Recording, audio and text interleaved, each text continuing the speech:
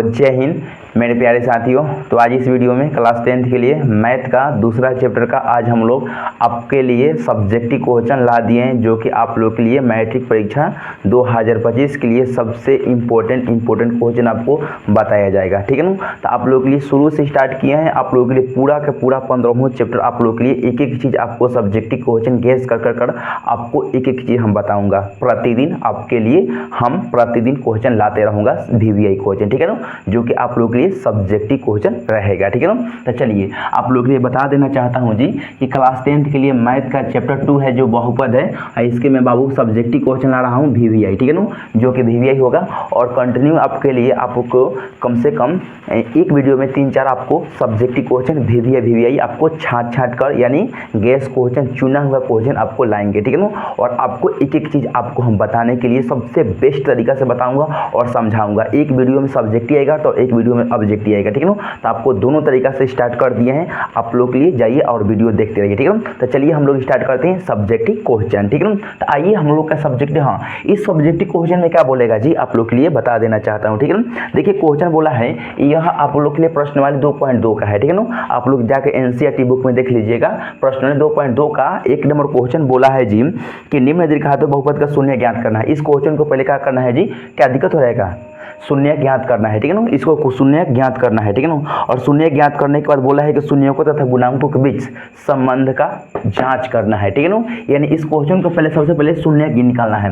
Question पूछेगा कि शून्य ज्ञात करे, ठीक है ना। और शून्य करने पर बोलेगा शून्य ज्ञात करे तो बस वहीं तक बनेगा, ज़्यादा मत बनेगा। ठीक है ना। और जब भी और क्वेश्चन को बोल देगा कि शून्य ज्ञात करने के बाद इसको बाद में संबंध के सत्याता को जाँच करें, तब आपको आगे काम करना है। ठीक है ना। इस बात ध्यान में रखते हुए सवाल को बनाना है। कब भी सवाल बनाइएगा तो आराम से सवाल को अच्छे से पढ़िए और उसके बाद देखिए कि सवाल क्या कह रहा है। बस बोलेगा केवल कि शून्य के निकाले तो मात्र शून्य के ही निकालिएगा, और बोलेगा कि इसको जांच भी करना है, बनाकर तो जांच भी करना है हम लोग का। ठीक है ना। तो चलिए हम लोग स्टार्ट करते हैं। आप लोग आइए तैयार हो जाइए इस क्वेश्चन को देखने के लिए। सबसे आप लोग के लिए यह क्वेश्चन आपको 100% आएगा। जरूरी नहीं है बाबू यही क्वेश्चन आएगा, इसी आधारित पर क्वेश्चन आएगा, लेकिन आएगा। ठीक है ना। इस बात को याद रखिए। जरूरी नहीं है, कभी नहीं कहता हूं यही क्वेश्चन आएगा। इसके आधारित पर यहाँ x के जगह पर y दे देगा, p दे देगा, z दे देगा, लेकिन आपको बनाने का तरीका सेम इसी तरीका होगा। ठीक है ना। तो इसीलिए आप लोग क्वेश्चन को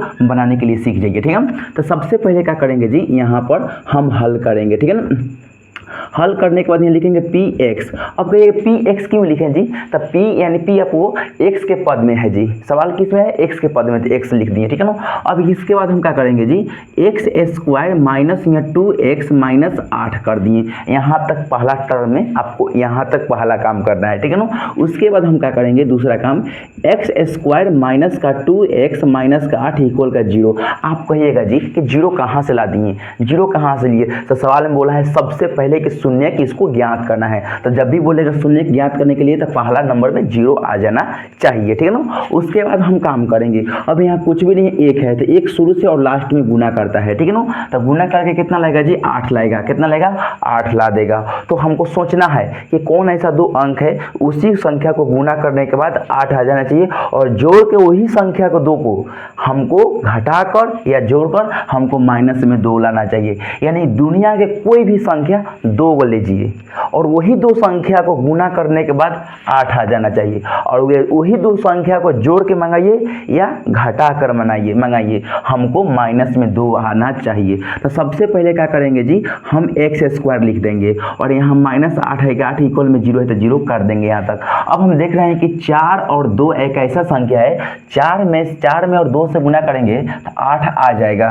एकदम क्लियर है कि 8 आ जाएगा। ठीक है ना। जब भी अगर 8 आ गया तो हम 4 गो में से 2 घटाएंगे तो मेरा 2 भी आ जाएगा, लेकिन 2 आना चाहिए तो माइनस में। तो अब यही एक टर्म होता है कि हम कैसे इसको सजा कर लिखेंगे। तो हम क्या करेंगे जी, हम क्या करेंगे, प्लस में 2x को कर देंगे और माइनस में 4x को कर देंगे। क्यों, x देखिए अब -4, देखिए अब 4 के जगह पर माइनस क्यों रखें, क्योंकि 4 गो में से 2 घटेगा तो माइनस में 2 बचेगा। यही सबसे बड़ी बात बाबू सीखने के लिए सबसे बड़ी बात है कि इसको तो पता तो चल गया कि 4 और 2 लेंगे तो 8 तो आ जाएगा, गुना करने के बाद 8 तो आ गया, लेकिन 4 और 2 में हमको घटाकर 4 में से 2 तो घटेगा तो माइनस में तो 2 बचेगा, लेकिन किसके आगे हम माइनस रखेंगे, तो 4 के आगे माइनस रखेंगे तभी घटेगा तो माइनस में 2 बचेगा। यह टर्म आपको सजाना पड़ेगा, तब इसके बाद आगे हम सोल्यूशन करेंगे।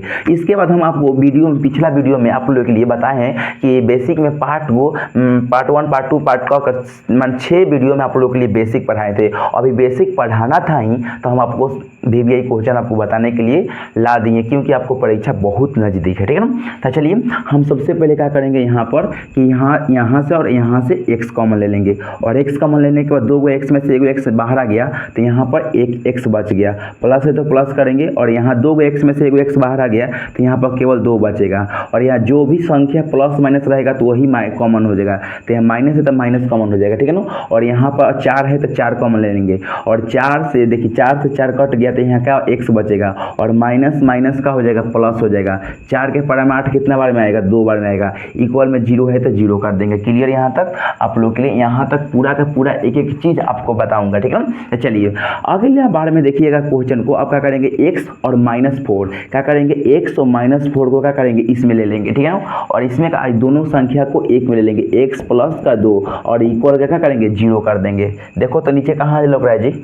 और उसके बाद हम क्या करेंगे कि अब हम क्या करेंगे x - 4 इक्वल बराबर 0 है, 0 है जो ईगो में अलग 0 कर देंगे, और x + 2 और इक्वल में यहाँ भी 0 कर देंगे, दोनों में एक ही बार 0 कर देंगे, ठीक है ना। अब क्या करेंगे बंटवारा कर अब क्या करेंगे कि x - 4 बराबर 0 है ना, तो x बराबर माइनस में है तो कहाँ चल जाएगा जी, प्लस में चल जाएगा, तो एगो x का मान कितना आ गया 4 आ गया, ठीक है ना। अब यहाँ क्या करेंगे कि x + 2 है इक्वल में 0 है ना, तो x बराबर प्लस में है 2 तो कहाँ चल जाएगा माइनस में चल जाएगा ना। तो अब यहाँ तक हम लोग के लिए पहला आंसर आ गया, x के मान 2 आ गया। लेकिन अब इसमें एक अल्फा के मान होता है और एक बीटा के मान होता है, लेकिन आप लोग एक बात तो समझ में आ जाएगा कि आपको एक क्वेश्चन मन में उठ जाएगा कि अच्छा हम कैसे जानेंगे कि यही अल्फा के मान होगा यही बीटा के मान होगा। हाँ तो जान जाएंगे, ये अभी आपको कभी नहीं कहता है क्वेश्चन कि कभी कोई नहीं कह सकता है कि यही अल्फा है, और कभी कोई नहीं कह सकता कि यही बीटा है। आप लोग के लिए मानना है कि दोनों में से कोई एक अल्फा मान लीजिए, इसको अल्फा मानिएगा तो इसको बीटा मानिएगा, और इसको बीटा मानिएगा तो इसको अल्फा मानिएगा, ठीक है ना। आपको समझ में आ चुका होगा कि इसमें से कभी गारंटी नहीं है और फिक्स नहीं है कि यही अल्फा है, अगर इसको बीटा मानना है तो इसको अल्फा मानिए, इसको अल्फा मानेंगे तो इसको बीटा मानना पड़ेगा, ठीक है ना। तो आपको जो भी मन करे वो भी मान सकते हैं, कभी कोई नहीं कह सकता है कि यही एक अल्फा है, ठीक है ना। तो चलिए इस क्वेश्चन में बोला है कि शून्यक निकालने के लिए, ठीक है ना, और इस शून्यक निकालने के लिए और शून्यक तो निकाल दिए, तो बोला है कि जी शून्य ज्ञात करें, ठीक है ना। देखिए अब यहाँ पर अब हम क्या करेंगे जी, अब यहाँ पर हम क्या करेंगे, बोला है शून्यकों का योग, ठीक है ना। तो योग निकालने के लिए क्या करेंगे जी, योग का फॉर्मूला लगाएंगे, ठीक है ना। तो योग का फॉर्मूला क्या हो जाएगा, अल्फा प्लस बीटा बराबर क्या होता है जी, -b/a होता है, ठीक है ना। अब देखिए -b/ क्या हो जाएगा, a हो जाएगा, यहाँ तक योग निकालने के लिए, ठीक है ना। तो देखिए अब अल्फा के मान जो दिया है तो एक अल्फा के मान 4 और प्लस बीटा का मान कितना है -2, ठीक है ना। अब यहाँ माइनस है तो माइनस करेंगे, और b के मान कहाँ से लाएंगे जी, तो देखिए शुरू वाला जी इसको हम a के मान बोलेंगे, इसको हम जी a के मान बोलेंगे, ठीक है ना। शुरू वाला संख्या को बाबू a बोले, a के मान कोई पूछेगा जी, यहाँ पर हम लिख सकते हैं जी a के मान मेरा 1 है, और b के मान कितना है जी -2 है, और c के मान कितना है जी -8 है, ठीक है ना। इस बात को याद रखिएगा, ठीक है ना। यहाँ तक आपको क्लियर कर देंगे। तो अब यहाँ माइनस के माइनस b के मान कितना है -2 है, ठीक है ना, और a के मान कितना है जी 1 है, तो यहाँ 1 रख देंगे, ठीक है ना। अब क्या करेंगे 4 का 4 करेंगे, प्लस माइनस माइनस करेंगे, 2 का 2 करेंगे, बराबर का बराबर करेंगे, और ये माइनस माइनस का हो जाएगा प्लस हो जाएगा, और 2 का 2 और नीचे 1 का 1, ठीक है ना। अभी देखिए इसमें 4 में से 2 घटाएंगे तो कितना बचेगा, 2 बचेगा, और इसको भाग लगाएंगे तो कितना बार में कटेगा, 2 बार में कटेगा। देखिए दोनों को सत्यापित के जांच कहना क्वेश्चन बोला था कि सत्यापक को जांच कीजिए, यानी कहने के मतलब इस क्वेश्चन को बना दिए तो इसको जांच कीजिए कि दोनों आपस में बराबर है या नहीं। तब जांच किए तो दोनों आपस में इसका आंसर बराबर आ रहा है, यानी कहने के मतलब कि मेरा सवाल खोजा जो सवाल बनाए हैं यानी 100% यह सवाल हम सही तरीका से बनाए हैं, ठीक है ना। और पूछा है शायद गुणनफल भी निकालने के लिए, तो गुणनफल निकालने के लिए क्या करेंगे जी, गुणनफल के फार्मूला क्या हो जाएगा, अल्फा इंटू बीटा। गुणनफल का फार्मूला होता है अल्फा इंटू बीटा, और अल्फा इंटू बीटा का फार्मूला होता है कि सी बाटा ए होता है। तो गुणनफल भी पूछा है क्वेश्चन में, ठीक है ना। तो आप लोग क्या करिएगा, अल्फा के मान तो कहाँ है 4 है जी, और इसके बीच में कुछ का चिन्ह है तो गुना का चिन्ह है। बीटा के मान कितना है जी, -2 है। बराबर का बराबर करेंगे, सी के मान कितना है जी, -8 है, और ए के मान 1 था, ठीक है ना। यहाँ तक क्लियर हो गया। अब ये दोनों आपस में गुना करेंगे तो -8 आ जाएगा, और इसको काटेंगे तो -8 बार में कटेगा, ठीक है ना। तो देखिए -8 दोनों आपस में क्या है, बराबर है ना। यानी दोनों क्वेश्चन क्यों बनाए, और दोनों क्वेश्चन का बोला था कि अल्फा एगो योग भी निकालने के लिए और एक गुणनफल निकालने के लिए क्वेश्चन में पहला क्वेश्चन बोला था। तो जब भी अगर इस तरीका से क्वेश्चन को अगर पूछेगा तो मात्र इतना बनाने के बाद आपको 2 नंबर मिलेगा। तो आप लोग 100% में वादा करता हूँ कि अगर ऐसा क्वेश्चन आएगा तो आप लोग क्वेश्चन को बना चुकेंगे और बना भी देंगे। अगर नहीं समझ में आया होगा तो 100% नेक्स्ट वीडियो में आपको हम समझा देंगे। तो प्रतिदिन कल से आप लोग के लिए आज पहला वीडियो था, और आप लोग के लिए पहला आज स्टार्ट कर दिए, और कल से आप लोग के लिए प्रतिदिन 3 या 4 क्वेश्चन एक वीडियो में आपको सब्जेक्टिव क्वेश्चन लाएंगे, जो कि आपको मैट्रिक परीक्षा के मैंने गेस के अनुसार से लड़ने पर 100% भरोसा रखिए, लड़ेगा तो लड़ेगा, छोटा मोटा मत समझिए, ठीक है ना। तो चलिए मिलते हैं नेक्स्ट वीडियो में, तब तक जय हिंद।